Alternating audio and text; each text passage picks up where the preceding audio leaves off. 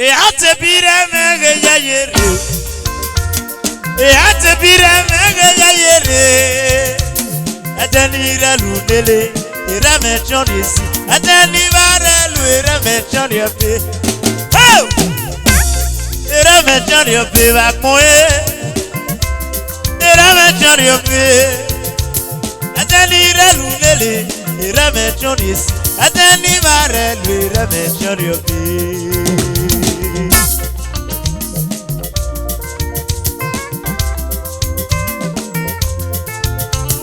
E ate bire mege ya yere.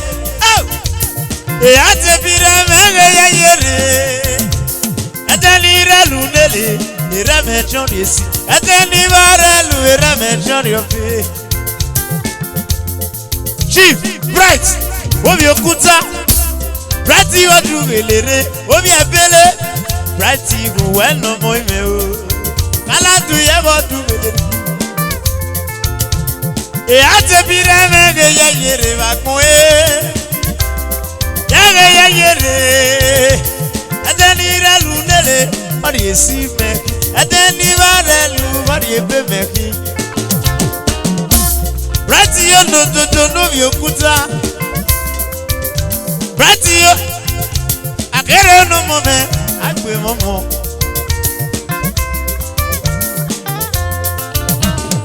Kaladu no yuro mi yagoro yire Iroye o iroye Kaladu no yubieru wo Otepo mare epo magi meroye Iroye o iroye akere no mome o Ejine akere Chief Bright Obi Okuta Obi Abele Odugelere ne Omoba manager Bari onododo Adenu relu lele Ire chonis Adenu varelu Ire choniope Akere National Panabita Bari onodie Obi Okuta Obi Abele yago dugelere Bright yo no moime o Obi Okuta yage dugelere Obi Abele yage dugelere Omoba manager me o Odugelere ne Omo elolo wewe E ate bire mege ya yere Yage ya koite Edanira lunele Ira me chonisi Bari no moime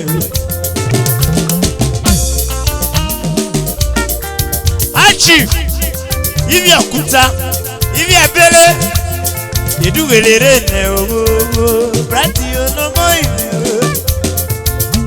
E ate bire mege ya yere bakmoe Yege ya yere Edanira lunele Ira me chonisi Adani varelu Ira me choniope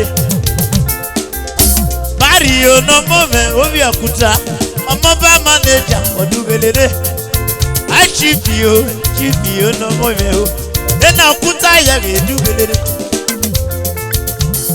Oh Yage ya yere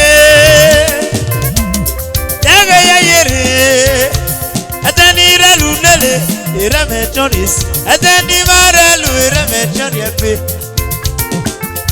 Bari yo no moime o Bari yo Bright Obi Abele Ena Okuta Oh Edugelere o Obi Abele yage edugelere Chief Bright yo no moime o Younger chief Bright yo no dodo Ejada momo Bright yo no moime o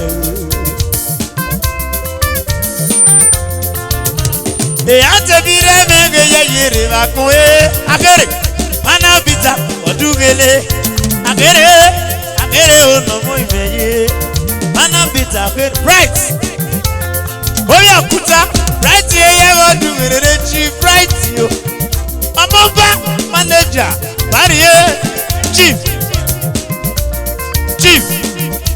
Enes Ogedepe Chief Enes yo Ogedepe o no moime Obi Abele yage dugelere E ate bire mege ya yere bakmoe Yege yere. Adanira lunele.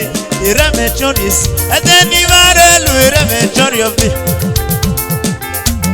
Irame choriofi va poe. Irame choriofi. Irame choriofi va poe. Irame choriofi. Oh, ọmọ bá manager Mario no moyo.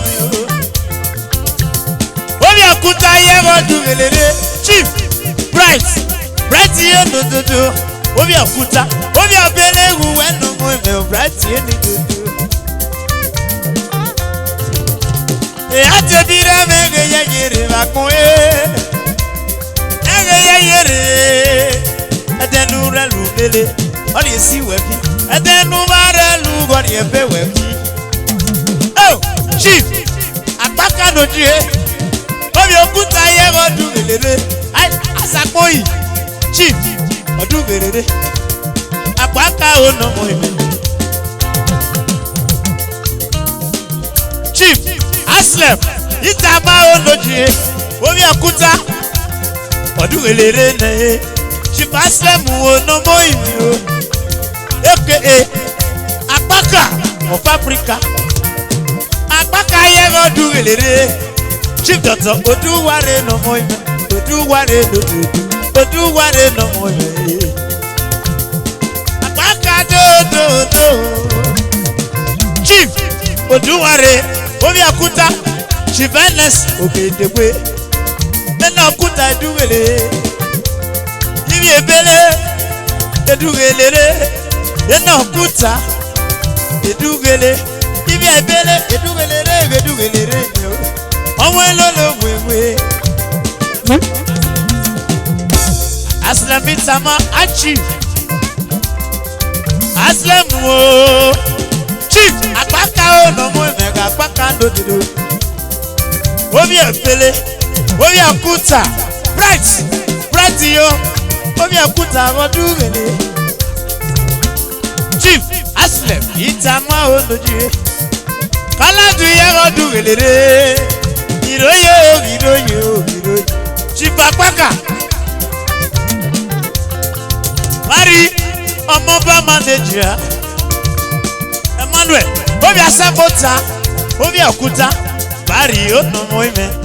Asembota wu eno moime. Ibi akuta redugelere. Ọmọba manager. Ọmọba Chief Akbaka obulo aba.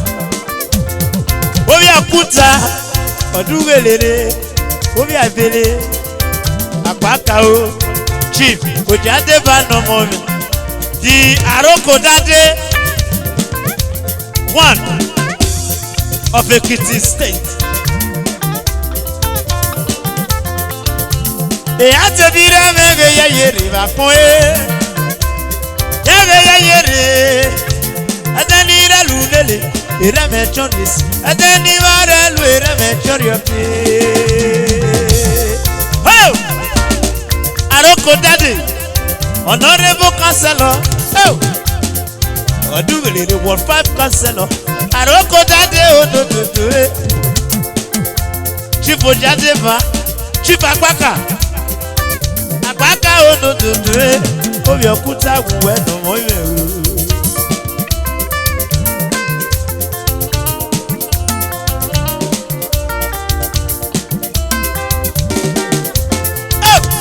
Arokodade ono moye. Arokodade o. Honorable Councillor Ward 5. Obi umudumu o. Odugelere. Arokodade of Ekiti land. Odugelere. Arokodade no moye o. Adenura lunele. Ire echoresi o. Chitoto verosho. Uwe no moye o. Obi yele. Erosho me o no moye o. Erosho me o no dodo e. Erosho uwe no moye. Dr. Sagai. Osaga me ono moime o. Osaga me ono tutu. Osaga kuwe no moime. Oh, edenu relu lele, ireme chorisi. Edenu marelu ire chorioke. Oh, Aroko daddy.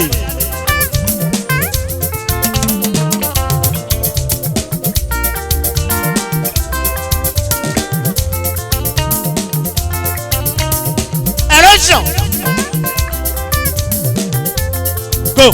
Edenu relu lele, ire chorisi. Edenu marelu ire chorioke.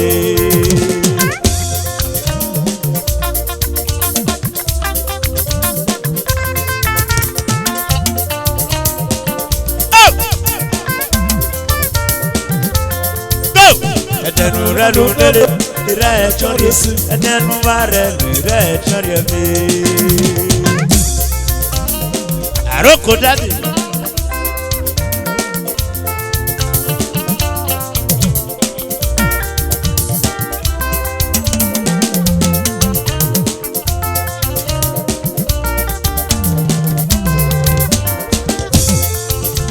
E ate bira mege ya yeri la kwe. Yege ya yeri. Adani ra lubele. Ira menchoris. Adani mara lu ira menchoriope. Ira menchoriope la kwe. Ira menchoriope. Adani ra lubele. Ira menchoriope.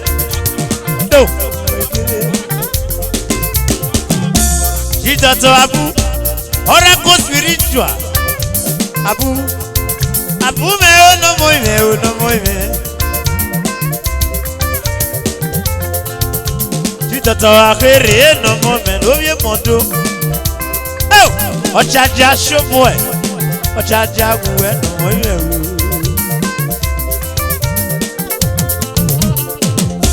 Ochaja shobwe, ochaja me no moime, right mo. E ate bira mege ya yere va kwe. Yege ya yere. Adani ra lubele. Ira me choris. Adani mara lu ira me choriope. Hello. Go. Adani ra lubele. Ira me choris. Adani mara lu ira me choriope. Adani ra lubele. Ira me choris. Adani mara lu ira me choriope. Ira me choris. Adani mara lu ira me choriope. Jitato abu, igwe spiritual. Abu, oracle spiritual ye mokwabi. Abu me ono mone. Obi ukwu ya go du velere. Abu me ono tete. Oracle spiritual. Abu. Oracle spiritual abu. Obi ukwu chief. Dr. Abu Bakao. Abu me ono mone. Abu Obi ukwu ya go du velere. Chief Dr. Abu waya Radika we no moime. Radika odoje. Radika we no moime. Oracle spiritual. Oduvele. Jesus Abu. Obi ukwu. Oracle spiritual. Oduvele de o. Dr. Adeomo. Oduvele. Adeomo odoje. Chief priest. Oduvele.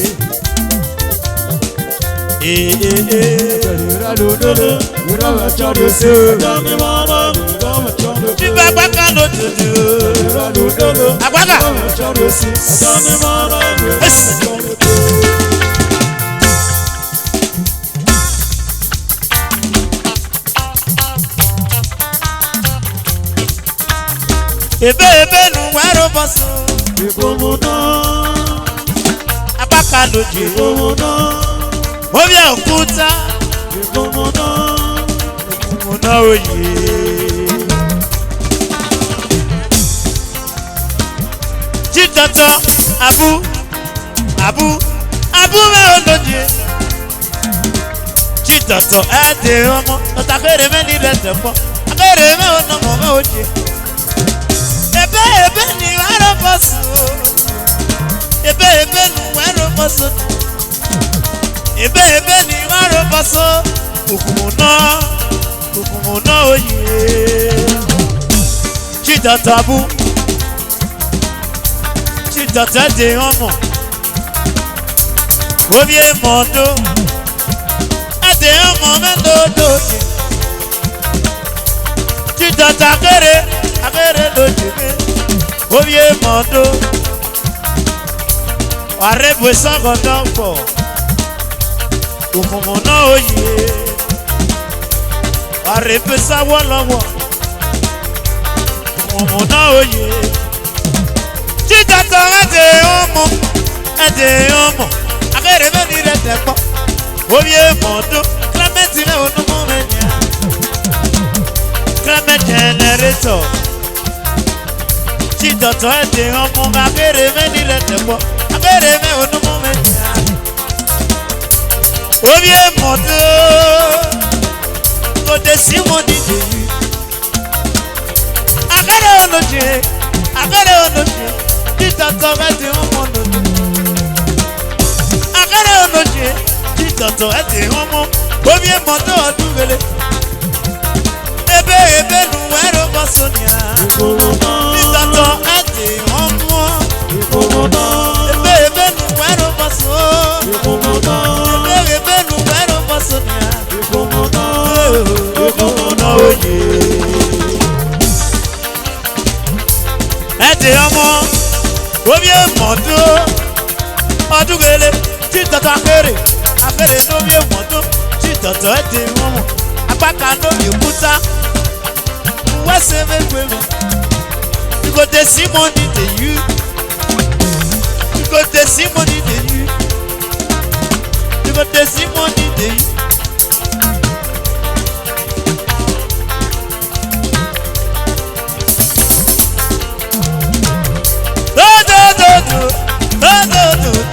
Abẹ́rẹ́ mẹ́ onúmọ́ mẹ́nyà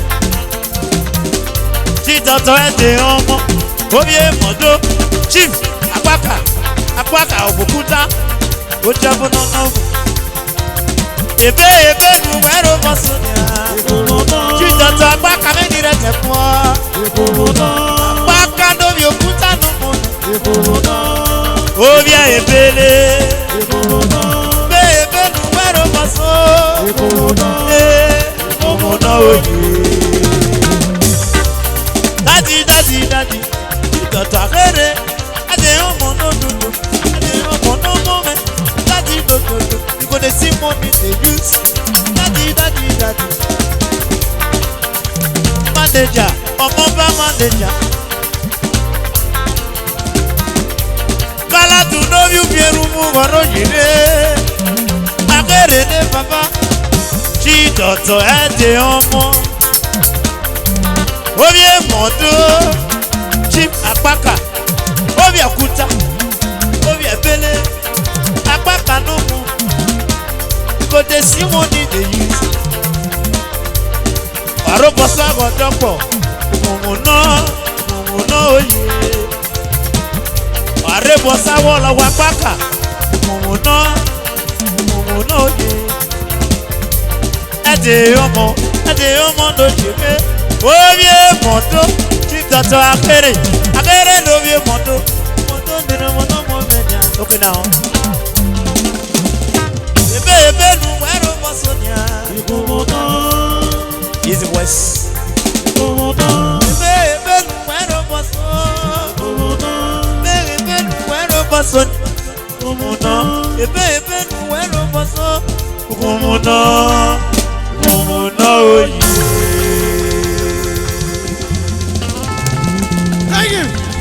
Thank you.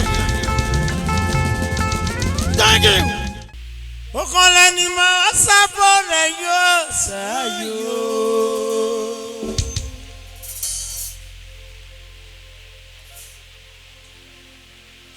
Oko ni me wa sabo kan le o sayo.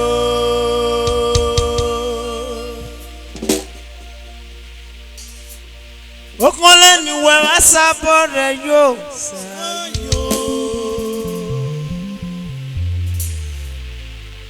Oko le ni me wa sabore yo sayo. Ami ewa ki makmo ewa. Ami ewa ki makmo ewa.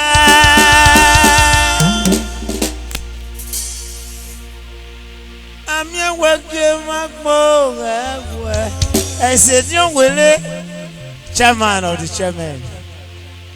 Okole ni mawa tara yo sayo. Kolo na kolo wopora sayo. Sayo. Obi ukweku muchacha sayo. Okole ni wasabora yo sayo. This music is on a special request. Muchacha, ejada gongo, ejada lebai.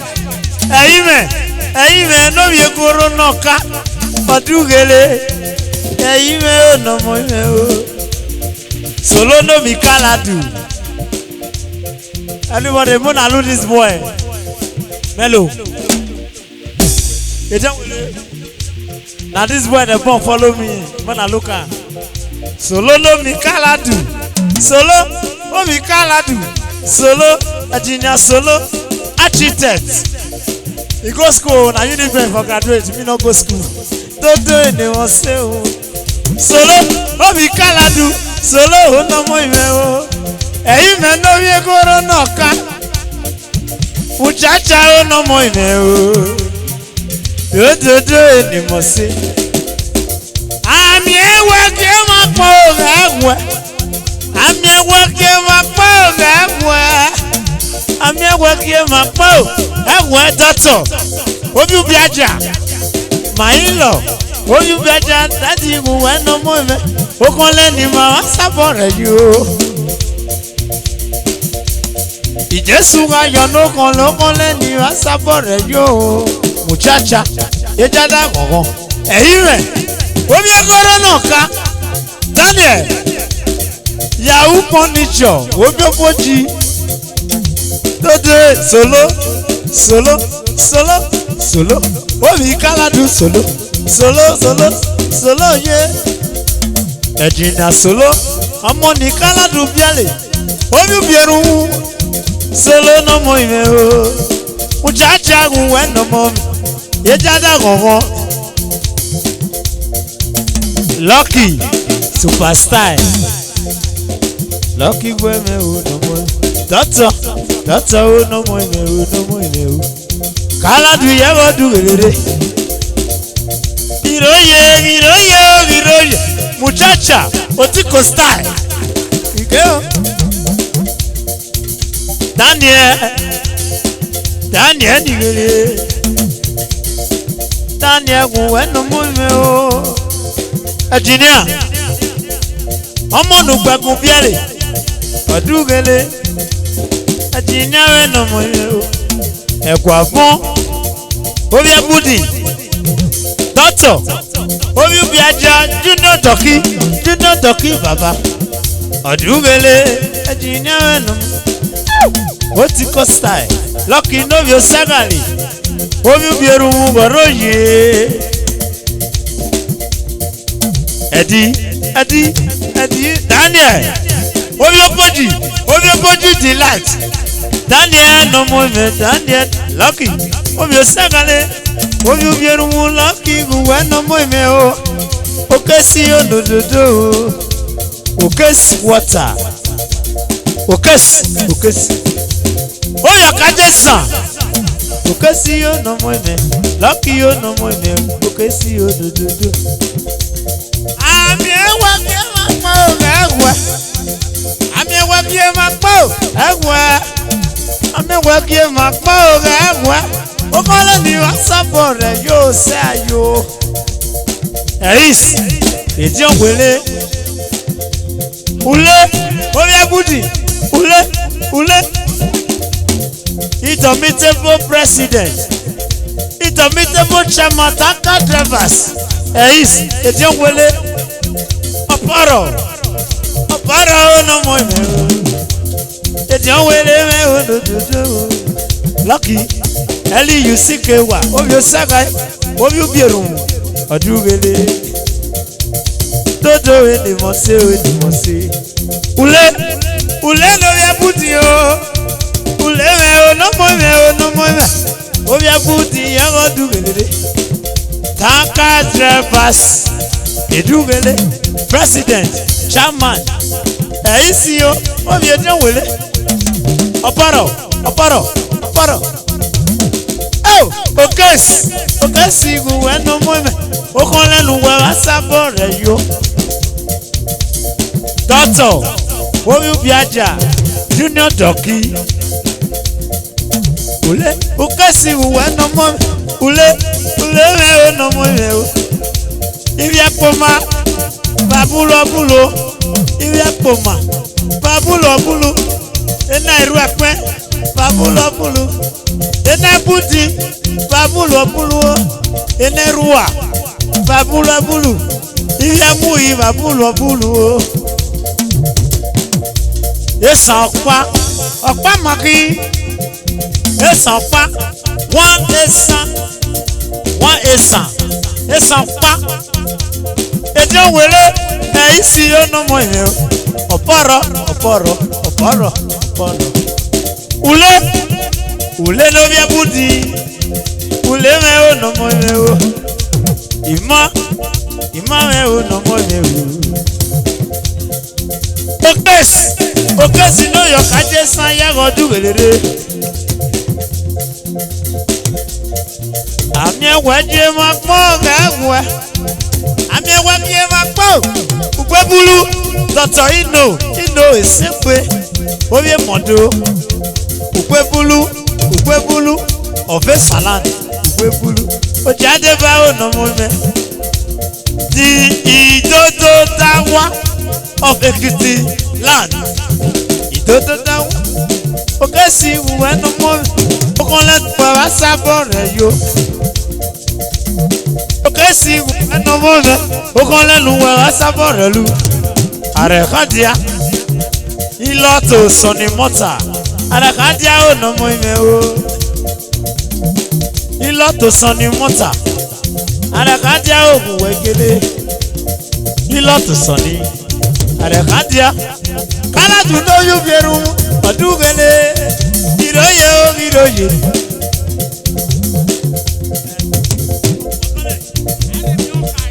Are mi okale. Are khadia o no mo me. Oye segbe. Di Ugbebulu Ofe Salan abidis. Ugbebulu Ino oye modo. Uwekele. Ami ewage wa po gawa. Ami ewage ma po gawa. Okole ni wa sabo re yo sayo. This is Commissioner Kaladu. Mommy.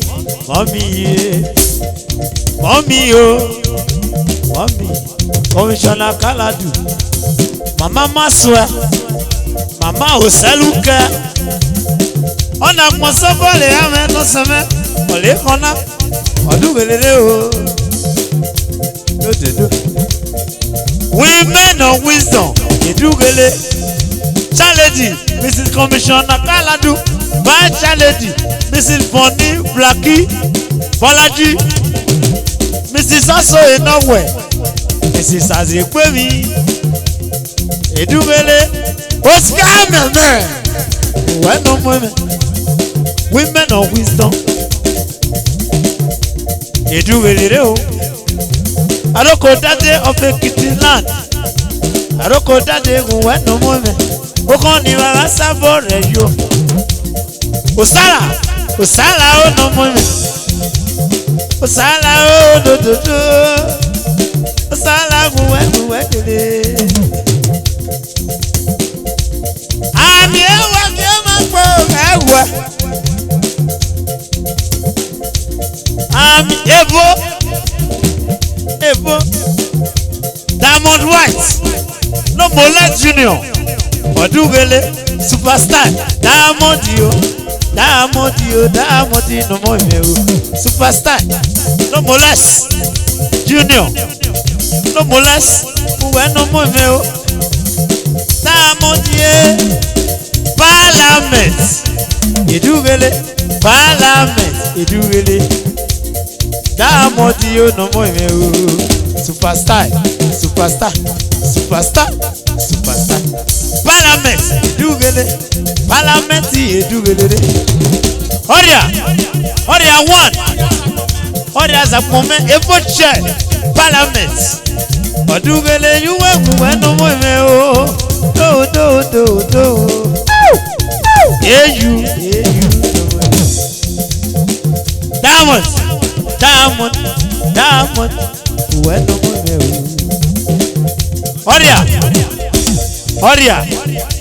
Oria o no more me. Okonleni women of wisdom mona go sit down. Okay now hurry up. Ikolo na kolo ba go 90. Say yo. On the go ba go 80. Say yo. On the kolo ba go man. Say yo. Mrs. Lucky. Say yo. What's it Totola? Oyo Poji Delight. Totola no more me. Jaloko you are no more me o. Totola Oyo Poji Delight. Odugele. Totola we no more me. Okonlenu we wa sabore. Weyo. Eli you see ke wa lucky. Oyo Poji yo no more me o. Your daughter Lobito Malaysia. Ejaja gongo. Lobito no more me o. Oyo Bodako. Melo. Easy. Okonleni me sabore yo. Makasba director. Nice. The MD CEO Asaboda Oyeeee Gas. Unless you know you kato mommy. Oe no kwa. Odugele Mrs. Alex Ukato. Mommy no more. Asaboda Oyeeee Gas. Ami ewa ki o ma po ewe. Ami ewa ki o ma po ewe. Okole ni wa sabore yo sayo. Hello. Diamond White. As a mama, as a woman. Mrs. Diamond yo as a woman. Odugele as a mama. Mrs. Diamond yo. Industrial woman. Diamond White mommy. Mommy ye Odugele. As a woman. Odugele. As a woman. Odugele. Mrs. Diamond no more. Okonleni ma sabore yo. Omonle ma sabokole o. Malaysia. Lobito no more.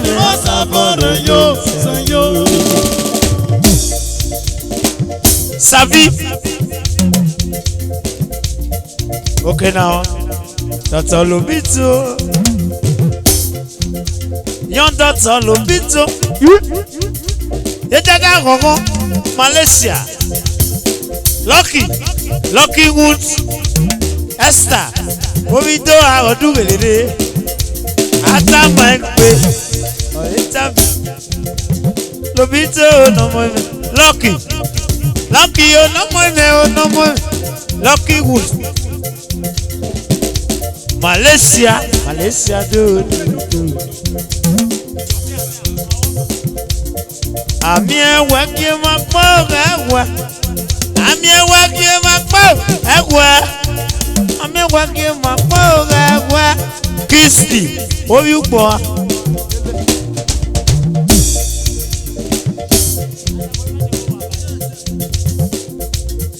Maswe no mi Kaladu. Maswe. Hello.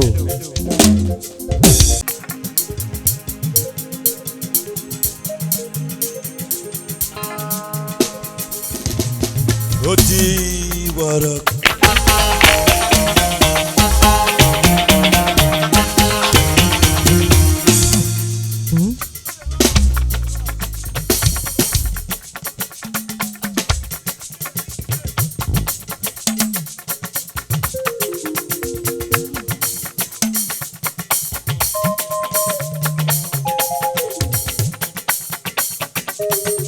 Esan Oyeeee. I bet if you're happy to be here, I bet clap for yourself. If you're happy to be here, clap for yourself now.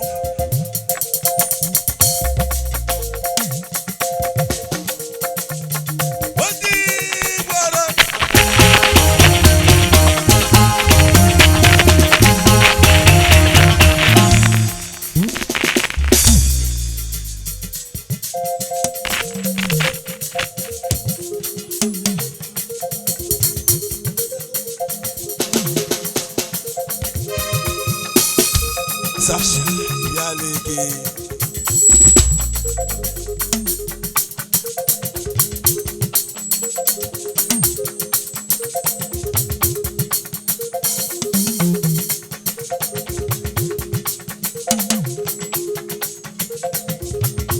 Oti warak.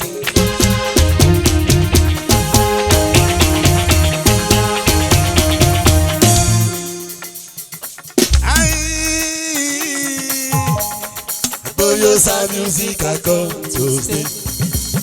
I come your sa music or revedo. Boys and girls they like a mama, papa, they cry.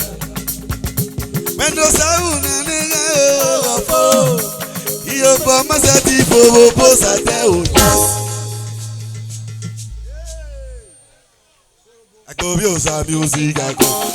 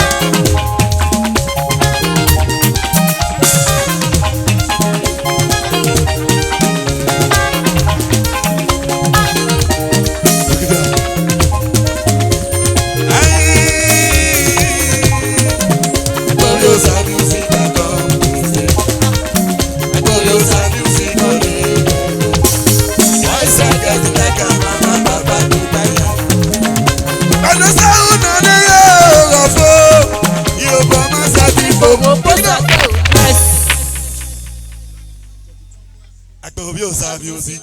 Go!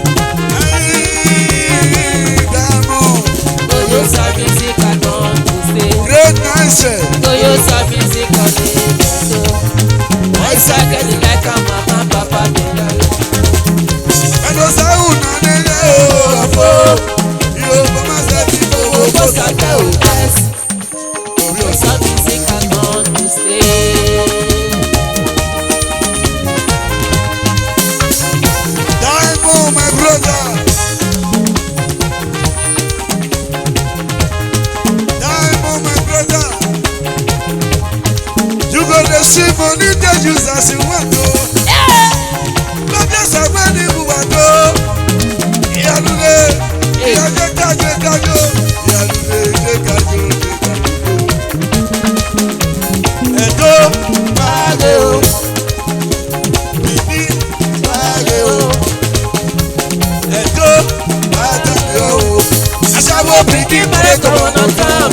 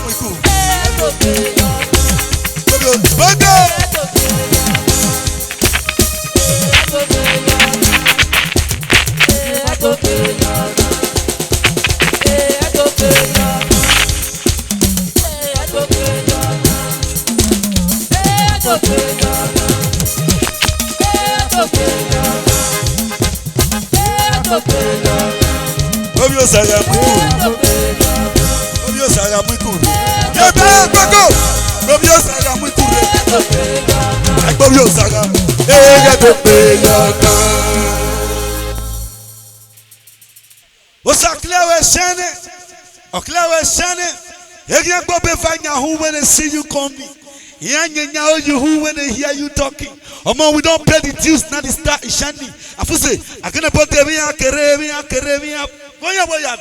tell them, let them wait. Go, zip it.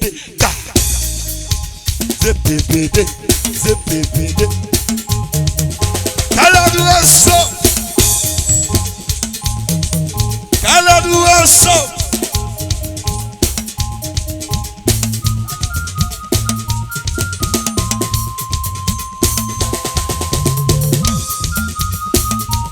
Make we go sumo.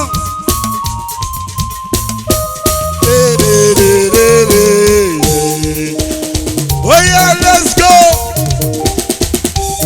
Kaladu worship. Okay. Briggy. Sumo. Era me bien me onati la gbe o sa o. Kaladu what's up? Ije me bien me onati la gbe o sa. Me gi mo re o ga to ti o nsili mi. Be ko e na ya to ba kon o. Eko.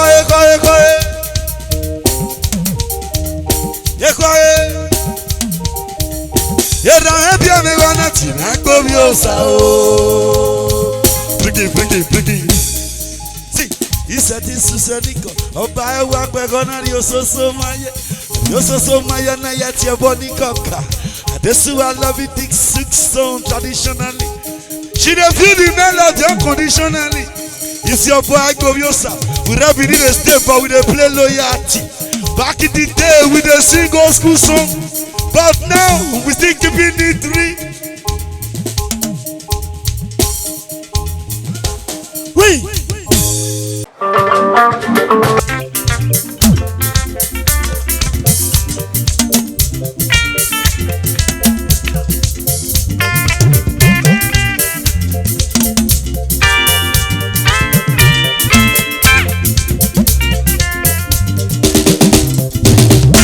Òpópó never pọ́n.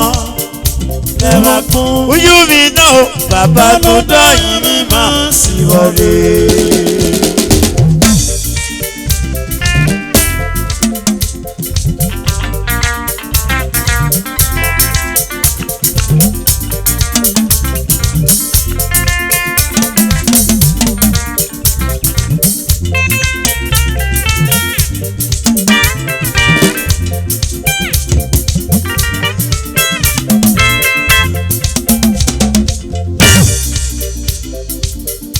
Òpópó never pọ́n. never come. Ọba lọ́nà bàbá tó dá yìí mi máa sì wọlé. Wájà lọ, mọ́mí.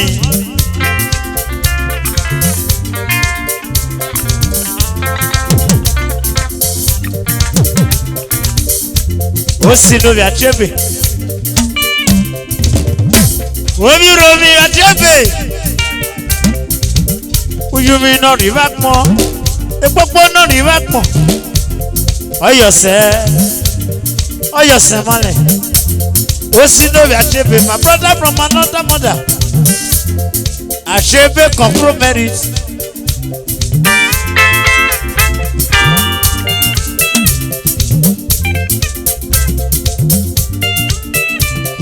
Omi gbọ́mẹ̀. Mami, Mọ́mí David.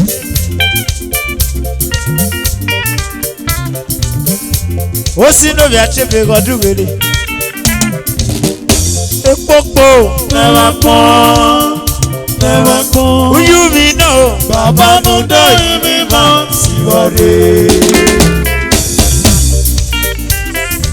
jẹ́bẹ́.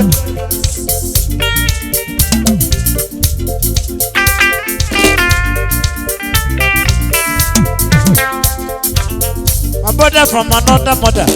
Ó sì lórí àchèbè. Ọba lọ́nà rí bá pọ́n. Ojú mi náà rí bá pọ́n. Ọyọ̀sẹ̀ mọ́lẹ̀. Ọyọ̀sẹ̀. Àchèbè lórí rẹ̀. My brother from another mother. Ẹ̀pọ̀ màmá dọ́gẹ̀ o. Mádọ́gẹ̀ sì lórí àchèbè. Ẹ̀pọ̀ màmá dọ́gẹ̀. Mádọ́gẹ̀ sì lórí àchèbè. Ọdún wèlélé. If you dey hear O.C. Achebe before, O.C. Achebe is here laugh and direct.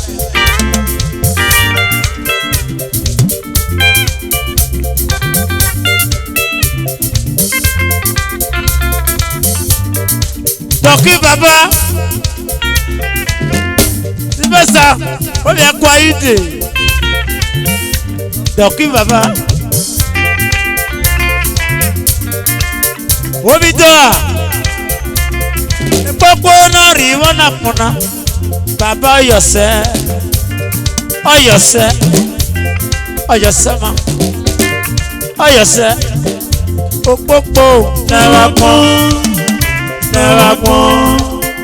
bàbá tó dá yìí mi máa sì wọlé. Mr. and Mrs. Dọ̀kí bàbá, Mọ́mí Adúgbélé. Behind every successful man, there is a great woman like you. Omi tó Ọdúgbélé. Multiple chief Ọdúgbélé. Ọdún sẹ́rẹ̀ gínà Ọdúgbélé. Ọdún sẹ́rẹ̀ gínà.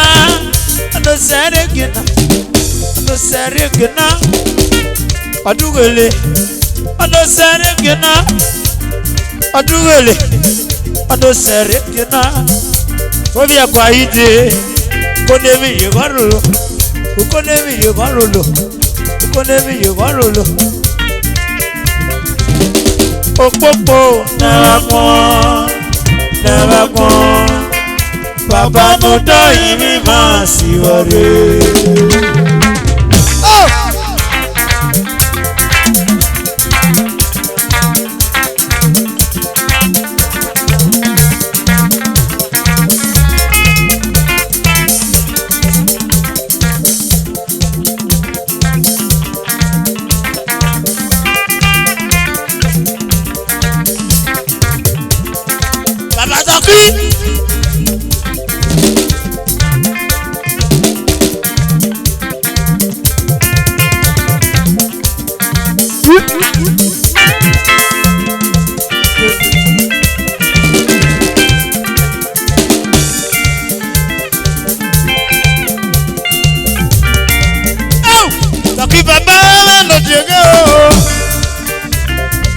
The Edeka of Ujakwakidan.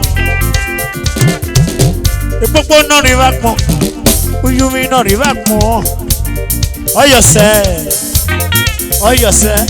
Apopole non rivakmo. Oh yourself doki. Oh yourself.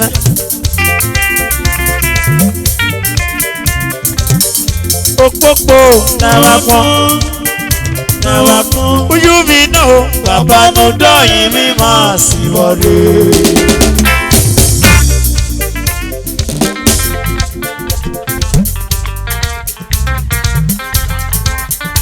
The Ojaka of Ukidon.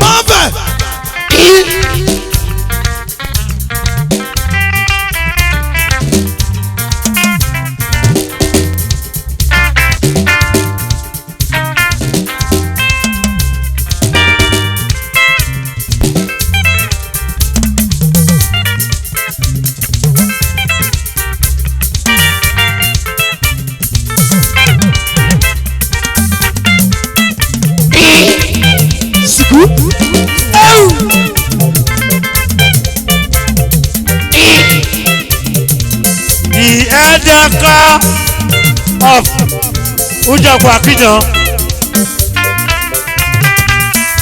Taki mene tebe, taki inera me. Ipopo no rivakmo. Uyumi no rivakmo. Oyose, oyose, oyose mone, oyose mone.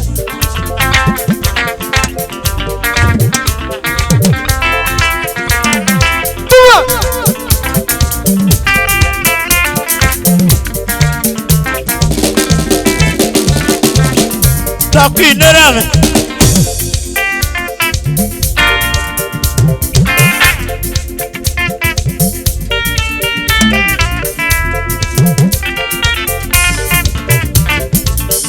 Popo nawakmo.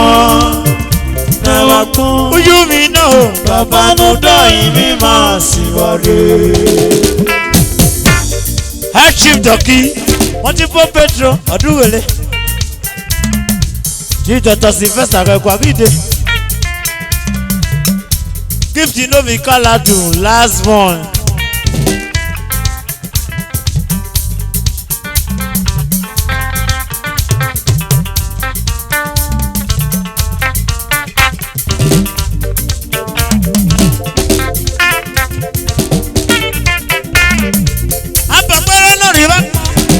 Uyumi no rivakmo. Oh yosemale. The Edeka of Ujakwakidan. Chidoki Baba. See money, see money. Document of it. Egwagide do. The Edeka of Ujakwakidan.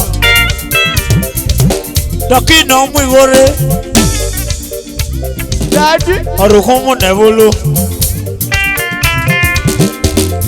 Ojojo. Uyumi no rivana pona. Epopo no rivana pona. Oyosi Doki. Oyosemale. Oyosi Doki. Oyosi male. Oyosi ati Biki. Oyose.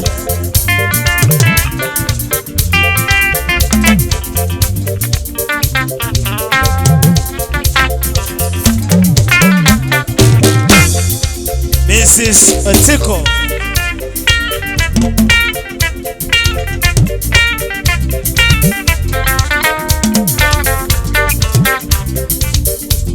Oko never go. You me know Baba no doyin mi ma si wore.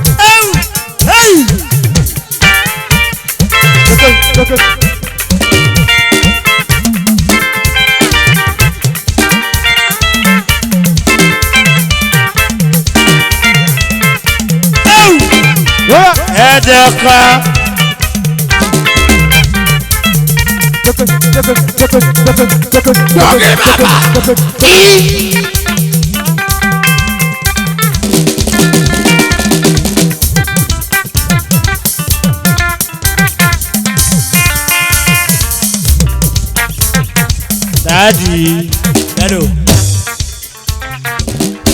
Opopo, ẹ̀wọ̀n ojú mi náà bàbá ló dọ̀yìn ní màá sí ọ̀rẹ́.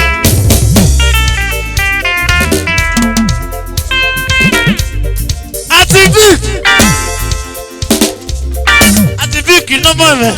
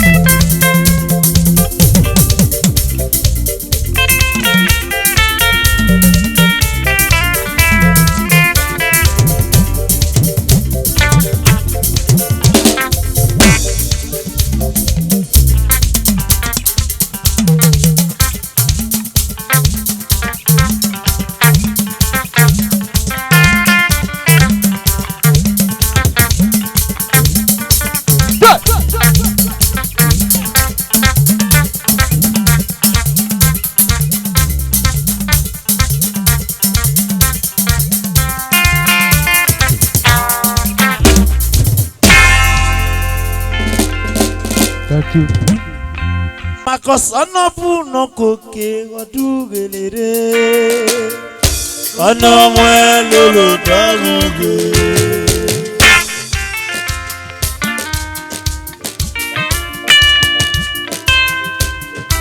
Dele. Ana nebo makosio anafu. Aweti governor. Edo state yo, odo se jele vale. Makosi Yagodubele. Aweti governor. Honorable 2024 where my jelly.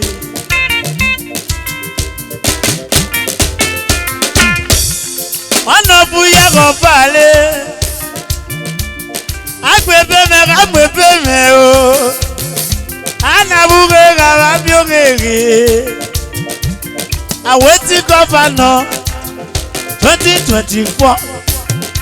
Honorable Onoje, Obi rock my Yagodubele. Esan pa. Makosi ole majele. Ole sajele o. Oh! Ole po majele o. Ole iru ajele. Ole gwe majele. Ole obi ajele o. Uromi lolika. Ole majele. Honorable governor.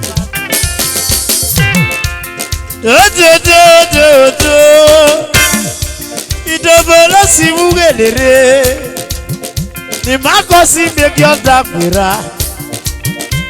Nona bu megi oda kwera o. Ni makosi megi oda kwera. 2024. Esa agenda. Ona bu we no mo me.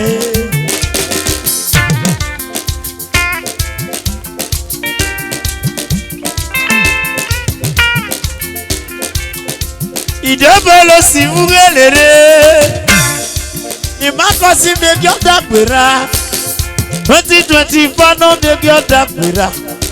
Edo State Governor Odugele. Honorable no boy me o. West Ajele, West Majele, Wauro Mijele. Honorable do. Daddy. Akasi no keke Odugele. Honorable lolo doguge.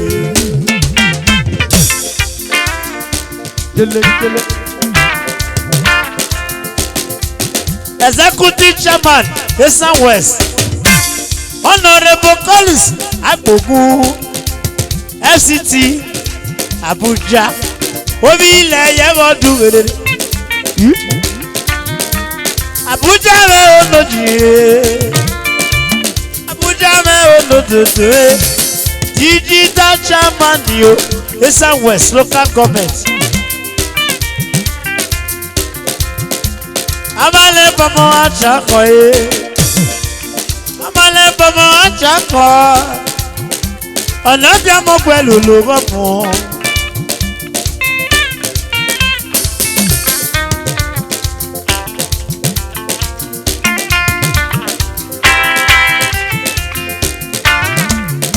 Honorable Makosi Honorable Governor 2024. Where Majele, where Sajele, where Pomajele, where Romijele, where Biajele, Makosi no women. Honorable when no women no be ruin. Honorable Makosi, Honorable when no women.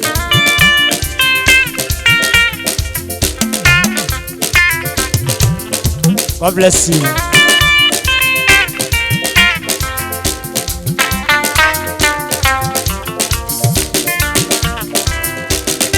Hello.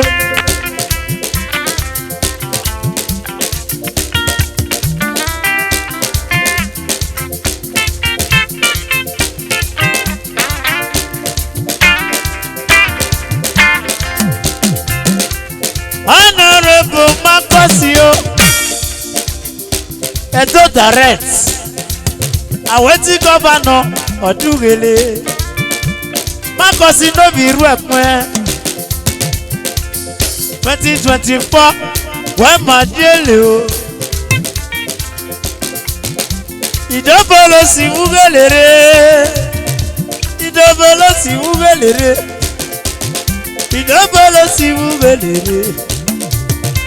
Imako si megi oda kwera. Abuja megi oda kwera. Idobolo si ugelere. Idobolo si ugelere.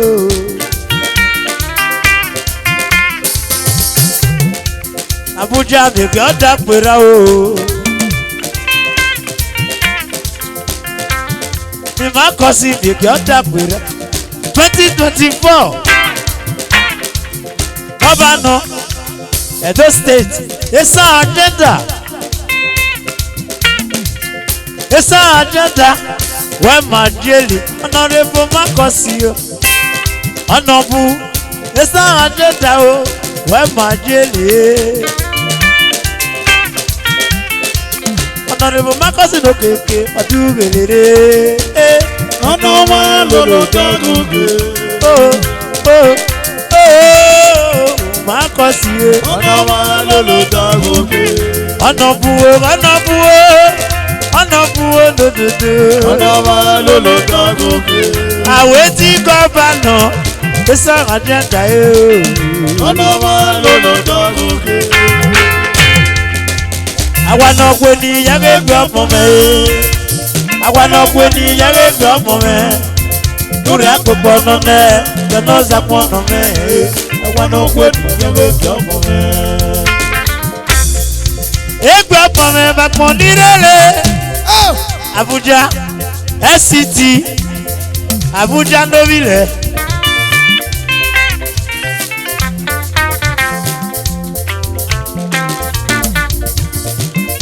Executive Chairman Esan West Abuja Gunwe no mo ime o.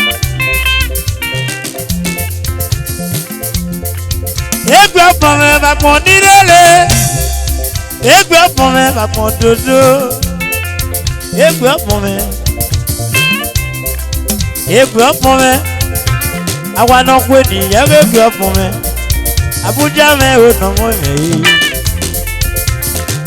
Honorable Makosi Ekpogu Aweti Governor Edo State Oduwele.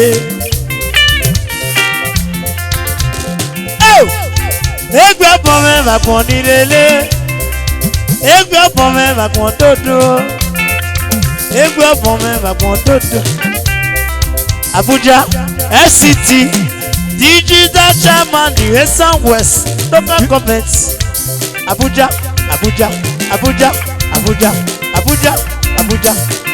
Lododo.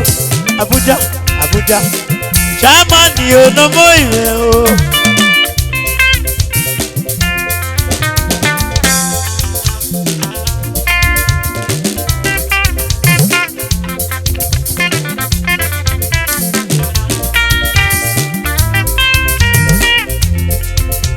Honorable Marcus Honorable Aweti Governor 2024 wọ́n máa díẹ̀lẹ̀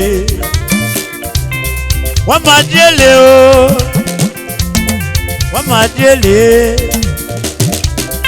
Wọ́n máa díẹ̀lẹ̀. Abuja mẹ́rin ọmọ ìmẹ̀. Abuja ayé. Àwa náà pè ní yàrá ìgbà ọmọ mi. Àwa náà pè ní yàrá ìgbà ọmọ mi o. Lórí àpòpọ̀ nọ́nà lọ́nà ọ̀sàgbọ́n nà mẹ́wẹ̀ẹ́. Àwa náà pè ní yàrá ìgbà ọmọ mi. Àwa náà pè ní yàrá ìgbà ọmọ mi. Ọ̀nà búburú ẹ̀nà mọ́ Àwa ìmẹ̀ náà o. pè ní yàrá ìgbà ọmọ mi. Abuja Lórí àpòpọ̀ Germany o. lọ́nà ọ̀sàgbọ́n nà mẹ́wẹ̀ẹ́. Àwa náà pè ní yàrá ìgbà ọmọ mi. Àwa náà pè ní yàrá ìgbà ọmọ mi. Àwa náà pè ní yàrá ìgbà ọmọ Àwa náà pè ní yàrá ìgbà ọmọ mi. Germany yé. Lórí àpòpọ̀ Abuja lọ́nà ọ̀sàgbọ́n nà mẹ́wẹ̀ẹ́. Àwa náà pè ní yàrá ìgbà ọmọ mi.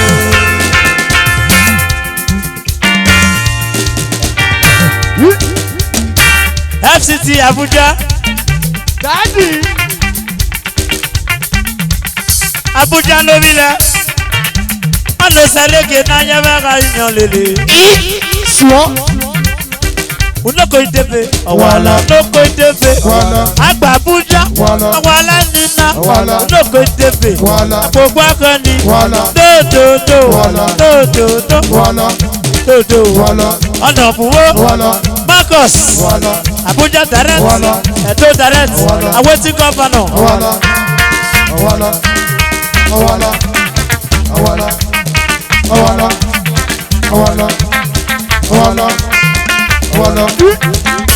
unoko idebe gbogbo akọni owala nina dodo Abuja FCT Abuja FCT Abuja FCT Chairman Esan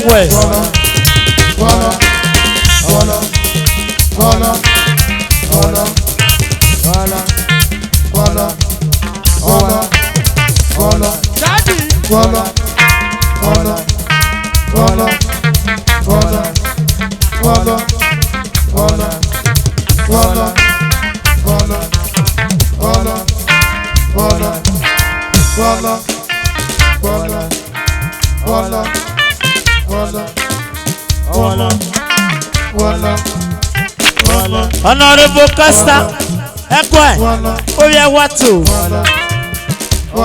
Costa Dojo Honorable Costa Ekwe Honorable Costa Oye Watu Costa Dojo